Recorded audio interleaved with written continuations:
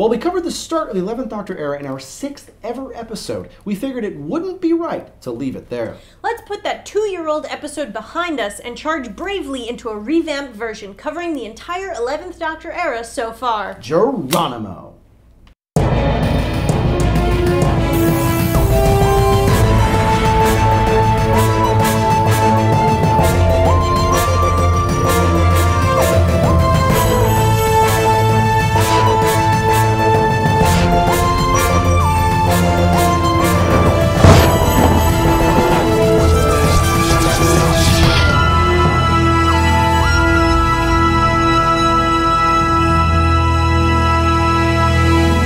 The 11th Doctor era saw a seismic shift in the production staff of the show, centered around the placement of writer-producer Stephen Moffat into the showrunner position. He brought a new energy to the show, along with a new TARDIS interior, an updated exterior, and a move to new cameras and technology, as well as a new Doctor in the form of Matt Smith. Series 5 was the first to feature the 11th Doctor and followed his adventures dealing with the effects of an explosion in time and how it related to new companion Amy Pond. At the end of Series 5, in a change from the past, the same Doctor and companion stayed together for more adventures. Series 6 was the first to be aired in 2 halves and dealt mainly with 2 big arcs. Who is River Song, the mysterious woman introduced in Series 4, and the supposed death of the Doctor. The first half of Series 7 was an extended goodbye to Amy and her husband Rory. The second half introduced Clara, a woman who appeared several places throughout time.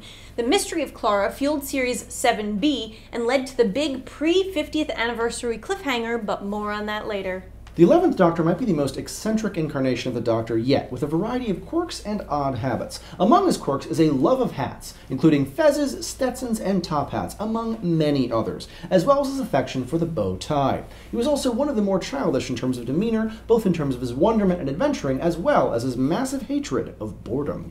He's capable of great personal kindness, but has a dark streak and a capacity to anger, though he's not as quick to it as previous incarnations. He also seems to be past the survivor's guilt that plagued the last 2 Doctors, which is good, less post-Time War moping, more companion-motivated guilt, which is less good. The main feature of the 11th Doctor's costume is his bow tie, which is cool. He's worn different jackets, including 3 different tweeds, a green overcoat, and a dark purple frock coat. He's also worked tuxedos in black and white, and a monk outfit, bit of a clothes horse this incarnation. This Doctor is still around, so he hasn't regenerated, but the final episode of Series 7 revealed that the 11th Doctor might not be the 11th Doctor at all, as actor John Hurt was introduced as the earlier model, the man who broke the promise of the name of the Doctor. Who he is and what it means will be revealed in the upcoming 50th anniversary special.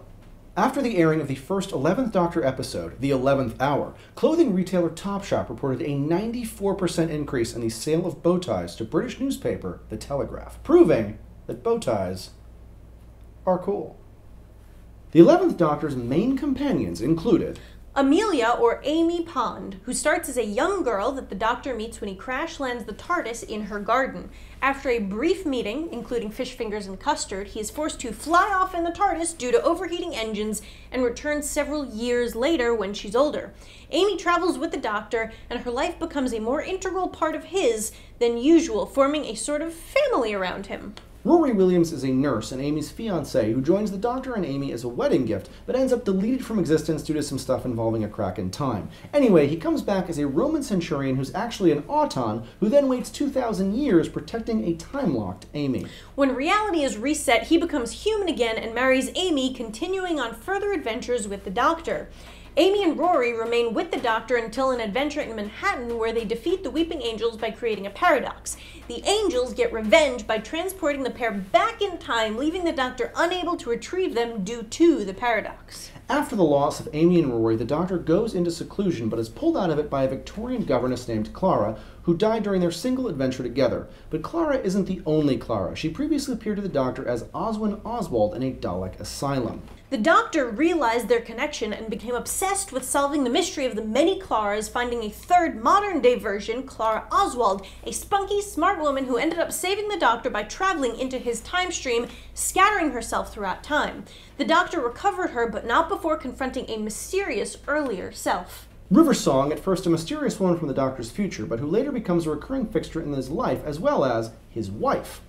A fighter, archaeologist, and living weapon, River was originally Melody Pond, the daughter of Amy and Rory, stolen as a baby and raised by enemies of the Doctor. But her love for the Doctor led her to break her conditioning, change time, and marry him. She originally had Time Lord-ish abilities due to being conceived in the TARDIS, regenerating 3 times in the series that we've seen, but she gave up her regenerative powers to save the Doctor's life. Companions who join the Doctor for shorter adventures include Craig Owens, who's less of a companion and more of a recurring friend in the Doctor's life.